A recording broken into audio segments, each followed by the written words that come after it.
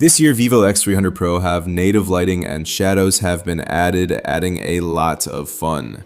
The main camera's tolerance and top-tier performance are also surprisingly impressive. So I have two 17 Pro Max phones, so let's compare them to see which one is stronger. Compared to this year's Vivo X300 Pro, the telephoto lens remains strong, especially with an improved smearing algorithm and adjustable sharpening. The iPhone has the widest ultra-wide angle field of view, the Vivo is more average, and the Xiaomi is a bit narrow. The iPhone has good clarity, but it's heavily over-sharpened. The Vivo's clarity is also good, and even better than the Xiaomi's. In backlit scenes, the iPhone and Vivo can reproduce a warm glow, while the Xiaomi leans towards a cooler tone.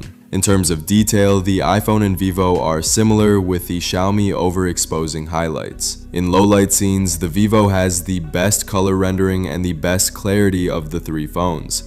The iPhone has heavy over-sharpening, while the Xiaomi's detail is acceptable but a bit blurry. In darker scenes, the iPhone's tolerance is a bit low, with the floor barely visible, while the other two phones perform better. The iPhone's color reproduction and detail in the signboards aren't as good as the Vivo and Xiaomi's.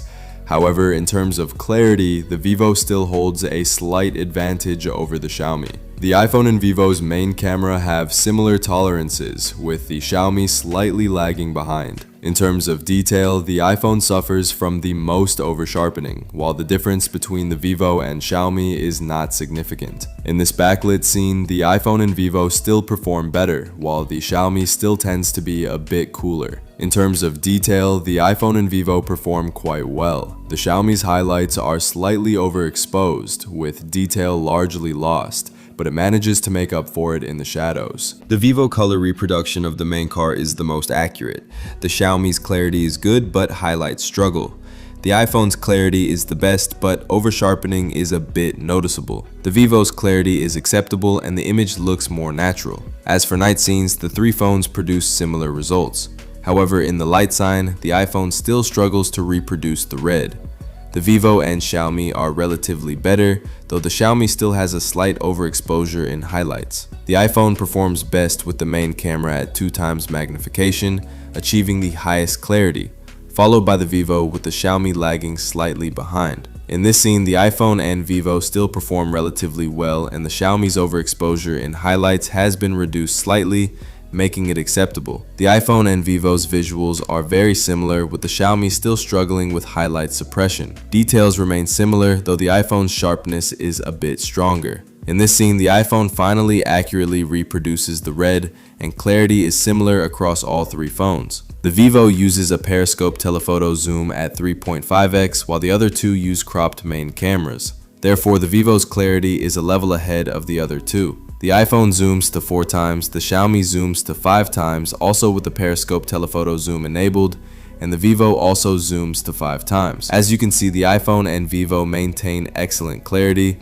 while the Xiaomi's image is slightly blurry. At 5x zoom, the iPhone delivers the best detail on the building, while the Vivo and Xiaomi appear to be pretty much the same. At 3.5x zoom with the Vivo's Periscope telephoto lens enabled, image quality is a notch higher than the other two phones. Even with the other two phones also using Periscope telephoto, the differences between the three phones are minimal, and in fact the Vivo's image quality is even better upon closer inspection. In low light scenes, the differences between the three phones are minimal, with the Vivo offering slightly better clarity and superior reproduction of night lights. At 10x zoom, the clarity of the three phones isn't much different. The iPhone emphasizes sharpening, the Vivo maintains a more natural look, and the Xiaomi appears to have some AI-enhanced detail. In this scene, all three phones perform quite well. At 10x, the iPhone performs quite well with acceptable noise control, the Xiaomi still struggles to suppress highlights, and the image quality appears a bit blurry. The Vivo still performs best. In this 10x shot, the iPhone's reproduction of red text is the most accurate, while the Xiaomi's is slightly off, and the Vivo's red is practically non-existent. In terms of detail, all three devices perform very well. In this light-sensitive shot, the Vivo's color reproduction remains the most accurate, and the iPhone is also quite acceptable. The Xiaomi struggle with suppressing highlights and night scenes persists in this generation. At 20 times, the Vivo leads the pack. The iPhone's clarity is slightly lacking, even with sharpening. The Xiaomi, on the other hand, seems to produce a lot of strange details. In this shot, the Vivo also performs best in terms of the legibility of the fonts and objects on the poster. In this night scene, the iPhone's detail reproduction is acceptable, but the Vivo still leads by a wide margin. The Xiaomi sharpness and contrast are a bit too high, resulting in an odd look. As you all have said, the Vivo still performs best at 40 times magnification, while the iPhone also performs reasonably well, slightly better than the Xiaomi. The Vivo also delivers the sharpest rendering of distant text among the three phones. The iPhone is also quite good, while the Xiaomi's font recognition is also acceptable, though slightly distorted. Honestly, the iPhone's performance in this scene is quite surprising, though still not as clean and clear as the Vivo. The Xiaomi's image is primarily muddied, though detail is good. First, let's test the telephoto capabilities of the three phones in a strong backlit shot. The iPhone underexposes the subject, while the Xiaomi's is perfectly adequate. The Vivo falls somewhere in between, performing the best of the three phones in both hair cutouts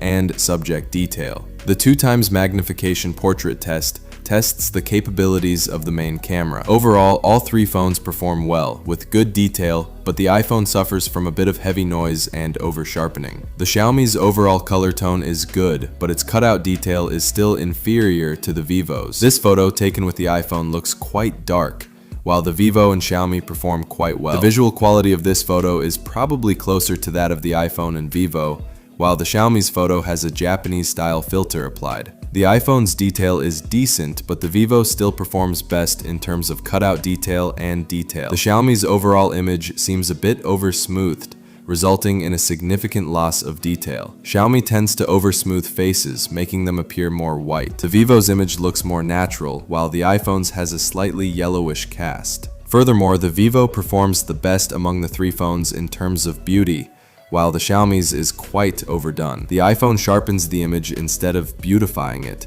making facial details appear more pronounced than they appear to the naked eye. The Vivo's hair cutout is still better, and this photo is a repeat of the previous one. Overall, the Vivo still performs best. The iPhone's sharpening is a bit too much, and its cutout detail is not as good as the Vivo's. The Xiaomi's smearing seems a bit excessive, and the iPhone sharpening is even more outrageous. I should thank Huang for sparing me the opportunity to post this photo. Xiaomi's beauty algorithm is quite unstable. These few photos are basically a complete failure. In the night portrait, Xiaomi's whitening is extremely exaggerated and smeared. While the iPhone's detail rendering isn't quite as good, it still looks quite natural. Overall, the best performance is still the Vivo. The results of this shot aren't significantly different from the previous one, demonstrating Vivo's years of experience in portraiture and their overall performance across various scenarios. As for the front-facing selfie, the Vivo still performs the best of the three phones. The iPhone isn't far behind, though the Xiaomi's is slightly over-sharpened. First, in the video recording with the main camera, the Vivo's latitude slightly outshines both the iPhone and Xiaomi. In terms of image stabilization, the gap between Android and iPhone is actually pretty close now, and the image stabilization is still very good. However, the Vivo's image has a slightly narrower field of view than the other two, probably due to cropping for image stabilization. Okay, let's look at the ultra-wide angle. The iPhone performs better in terms of image quality, anti-shake, and the field of view is the widest. Vivo is second, but the image quality is still good. Xiaomi has the worst image quality. Next up, the telephoto lens.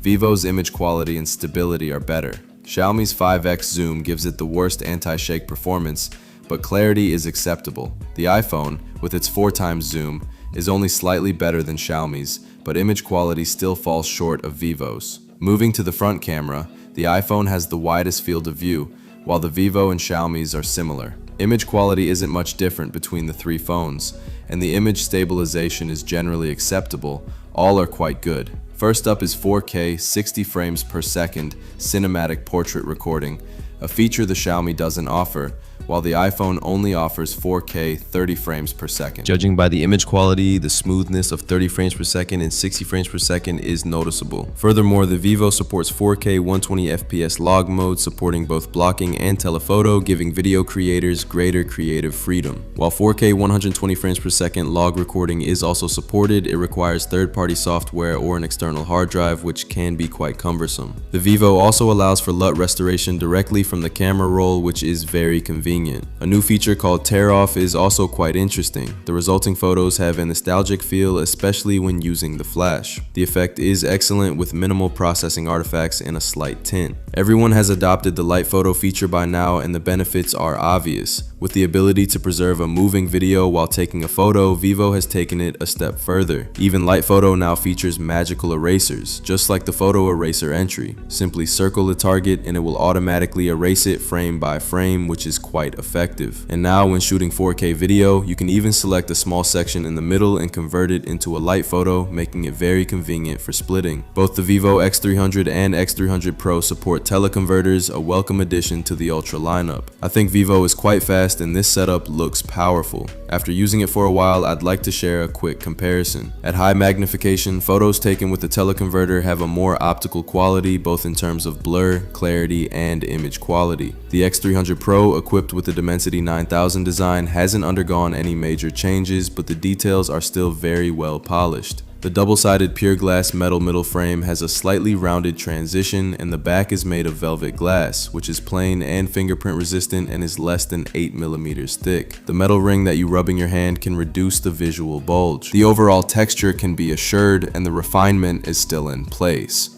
Especially the front, this time it has finally changed. The official said that the black edge is only 1.1mm, plus this big corner. Hey, how many points can you give this front? I also want to mention that it has added a shortcut key on the side this time. Its function supports customization, which is divided into long press,